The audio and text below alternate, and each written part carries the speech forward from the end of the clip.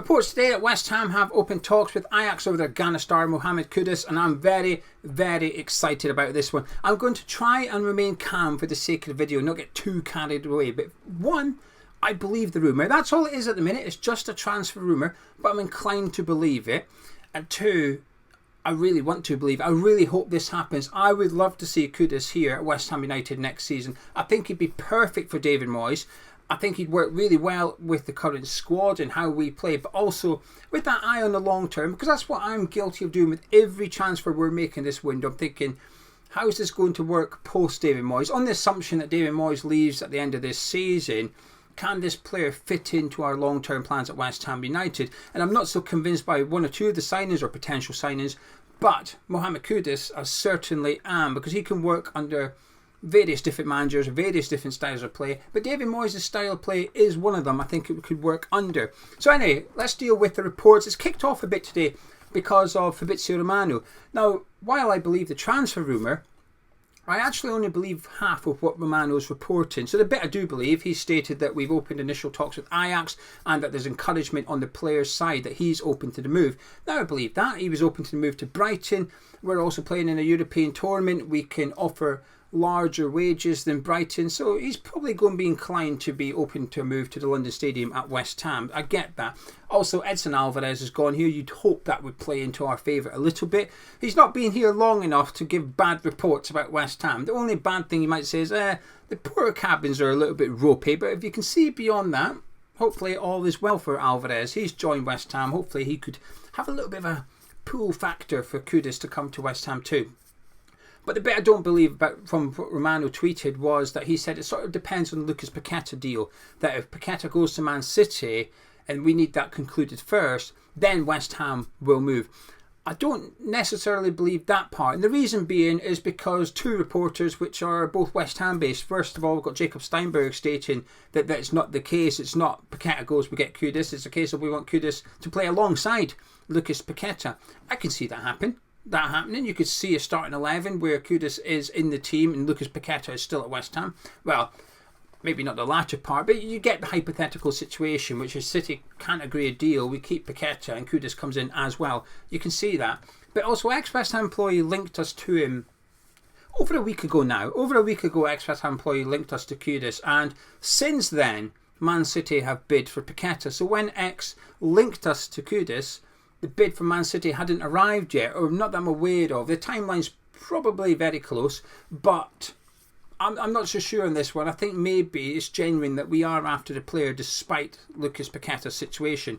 Now, funnily enough, Lucas Paqueta feeds into my thinking a little bit on this one. But before I go any further, this video is sponsored by the One Football app. So if you want to keep up to date with all the latest West Ham transfer news, or it could be your club, whether you're a Brighton fan, an Arsenal fan, it doesn't matter. I named those clubs because Kudus is also linked to those. That's why. Before you're like, why Arsenal? That's why. All right, that's why. But the One Football app is completely free. You can download it using the link in the description below or the QR code that's on your screen. You tell it what you want. When you download it, ask for your favourite teams and the competitions you wish to keep up to date with. And then when you go onto the app, click profile, you click your team's badge, and all the news is there, including Mohammed Kudus, including Harry Maguire, including a lot of stuff about James Ward-Prowse today as well. But it's a really handy app for keeping up to date with all the latest stats, fixtures, results, and injury news ahead of the Premier League weekend, especially if you're playing Fantasy League. It's a little handy tool to have on your device, in your pocket, so you can keep up to date while you're on the go. Get it downloaded, but do use the links so they know you come from Ham's Chat.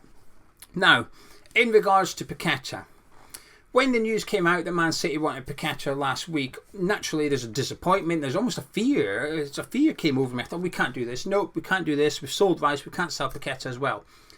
But then reality hits you a little bit, which is, well, if Man City do want him and Man City do play ball with West Ham and agree a deal, he's going to go. When Man City come knocking, the player's going to want to go, and I've got no problem with that. I don't blame Paqueta, I don't blame West Ham, I don't blame Man City. It's just one of those things. Man City at the minute are the best club in world football probably. 99% of players will want to go and join them. So I've got no problems with it, fine. It's just about West Ham securing the best player for Paqueta. But once the reality kicks in, as a fan, you naturally start to think, well, who could we get? Who could we get to replace Paqueta? Now, the thing is, because I believe we are probably not seeing the best of him at West Ham, or we won't see the best of him at West Ham, it's not necessarily how do we go find Lucas Paqueta I don't think that's what West Ham need to do. I think what West Ham need to do is go find someone that suits what we're trying to do. And there was 3 players that came to mind immediately, and Mohammed Kudus was one of them. And part of the reason was because Brighton were after him. But you could see him being a massive success under David Moyes. We've just sold Scamacca. Moyes is talking about potentially playing Jared Bowen up front, which I don't like it. I don't like it. But he's always had this thing about converting. I say always. He's done it to 2 players. It's not much. He's done it to Arnautovic and Antonio at West Ham. It's not loads. It's not like he's converted 5 wingers to striker.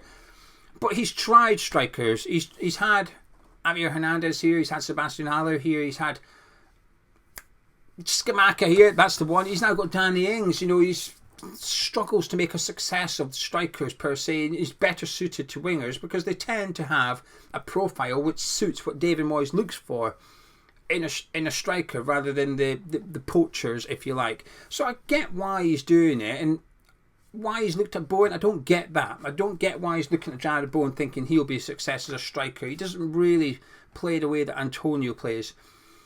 Kudus, however, similar. There's a lot of similar traits between the 2 of them. He's fast, he's strong, his hold-up play is good, he's a good finisher. He's not the best finisher in the world, he's still raw, but he's only just turned 23. I think he turned 23 last week. Scored in the opening weekend in the Dutch league as well.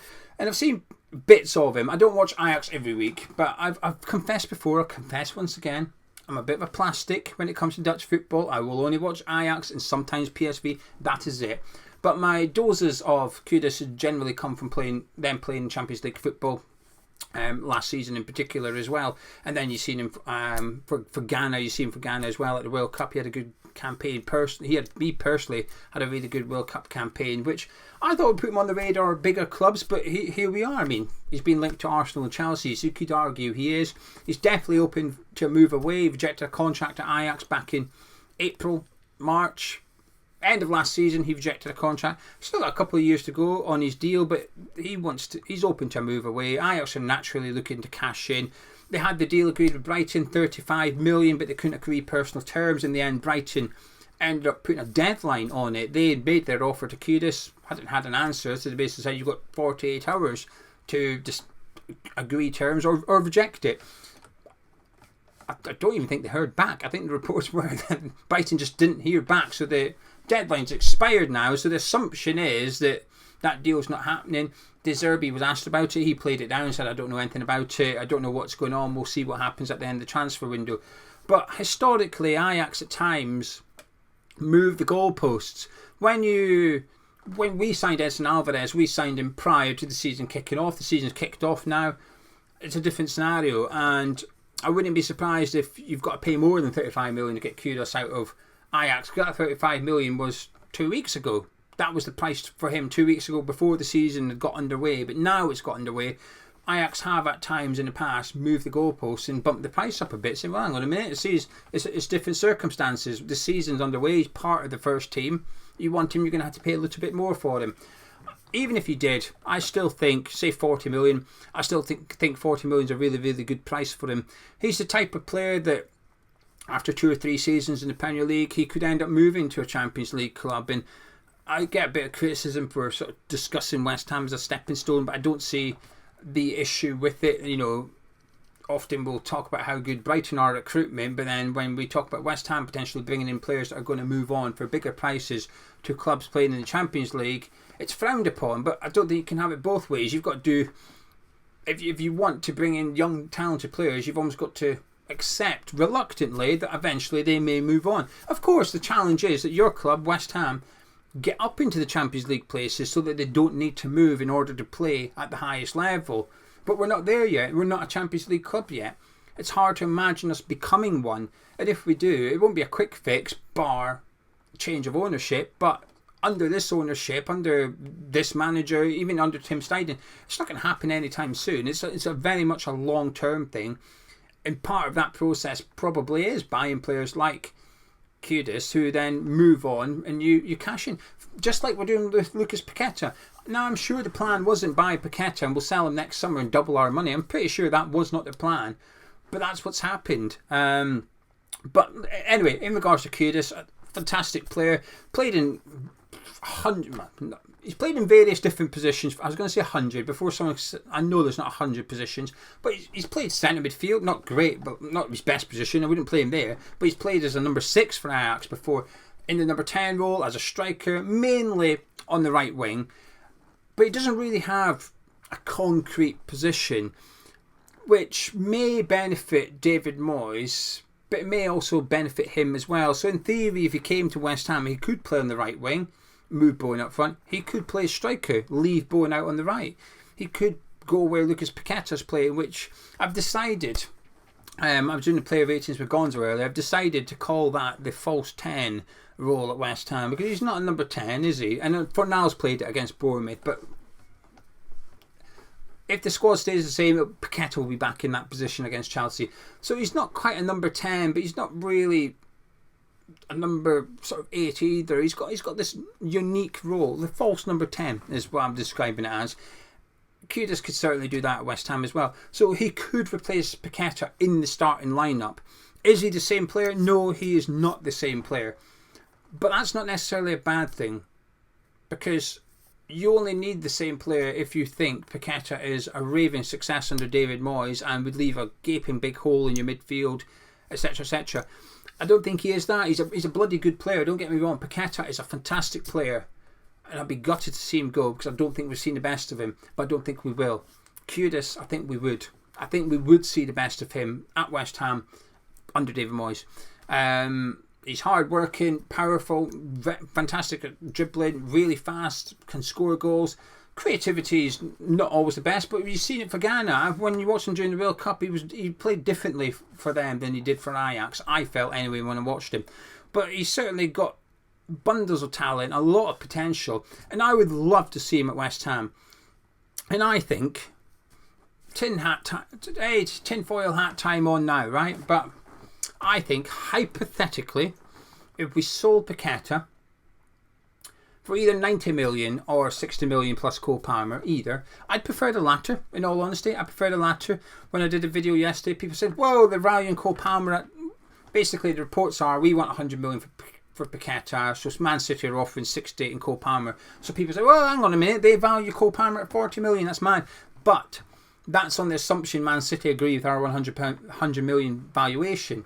If Man City, what was the bid? Supposedly the bid was 60 or 70 million. Let's say Man City value him at 85 million. That would mean that Man City value Palmer at 25 million. You get my point. But anyway, let's go with the rumoured offers. 60 million and Cole Palmer for Paqueta, and then we buy Kudus for 40 million.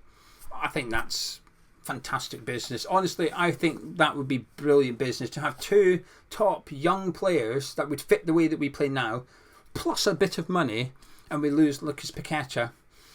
I think that's very much one step back, 2 steps forward. I would be delighted with that business. Of course, it's all hypothetical. It doesn't quite work that straightforward, because you've now got 2 sets of wages instead of 1, agents' fees, blah, blah, blah. I get it, okay? I get it's not that simple.